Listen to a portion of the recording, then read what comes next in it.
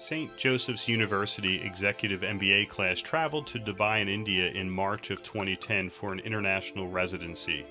The goal of the trip was to learn about the cultures, the people, and what makes these emerging markets unique and attractive to foreign investment.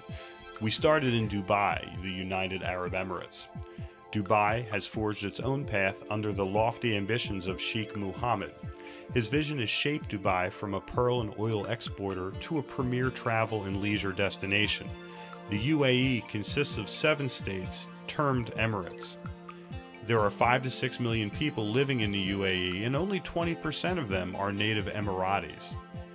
In the UAE, there is no separation of church and state. The 5 principles the Islam religion is founded on form the belief system and the culture. There are no taxes in the UAE. The government earns all of its revenue through tourism.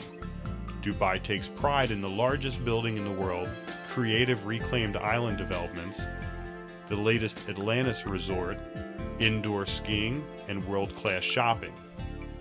Those interested in conducting business in the UAE are required to be sponsored by an Emirati at a cost usually ranging from $10,000 to $50,000 annually. Emiratis can sponsor as many as 200 companies, so as you can see, the sponsorship mandate creates a substantial passive income to the native Emiratis. To encourage preferred outside investment, the UAE has developed some free zones. The free zones offer companies the opportunity to enter the UAE without the burden of the normal tariffs and sponsorship costs.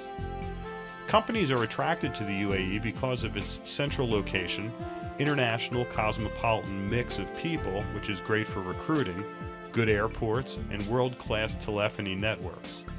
The work schedule is Sunday through Thursday, and the workday starts at 9 a.m. Now, to beat the heat, the tradition is to take a break from 1:30 till 5 o'clock. During that time, they have lunch and take a nap. They then resume at 5 till 10 p.m. In Dubai, there's a creek that splits the city into 2 parts, and the cost of housing in the preferred downtown area is 15% greater than the housing found across the creek. And the majority of the working class will opt to live across the creek, taking a 10-minute water taxi to and from their place of business to save on housing. The water taxi does offer the cheapest mode of transportation. Now, those who opt to commute by car will find their ride enjoyable due to Dubai's modern road system. Traffic in Dubai is monitored by cameras, and the timing of the lights is efficiently controlled to optimize the flow of traffic. Next, we went to India, where the population is over 1.2 billion people.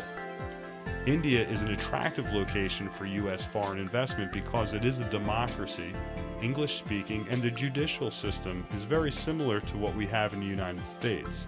Especially for consideration is the fact that there are laws protecting intellectual property. India is within a 5-hour plane flight of 70% of the world's population. In addition, the time zone differential complements the U.S. for easy around-the-clock work team synergies. India's economic growth supports the theory that the economy follows the educated population. Indians hold education in high regard. Parents spend on average 2 hours a night reviewing their child's studies. India is producing more doctors and engineers than the U.S. Companies are not flocking to India solely for labor arbitrage. They're taking advantage of the largest IT labor pool in the world. India's government encourages this through favoring software and high-tech companies. They experience very few barriers to market entry. Now, there are mega trends that weigh heavily in India's favor.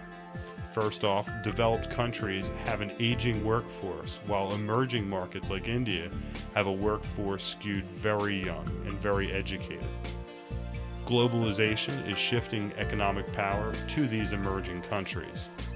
When foreign investors enter India, they quickly learn that it is not enough just to sell what they have, one must sell what the market needs. In addition, often terms by which products are sold need to change as well. In the U.S., buying is generally capital expense paid up front, whereas in India, it's preferred to have an OPEX or buy-as-you-go or a revenue share agreement. The Indian consumer is completely price-driven. After spending time in India, I can say I was shocked with the level of pollution and poverty. My hope is that the government, in partnership with foreign investment, will find a way to eliminate the pollution while providing shelter, food, transportation, and education to the unfortunate, underserved bottom class.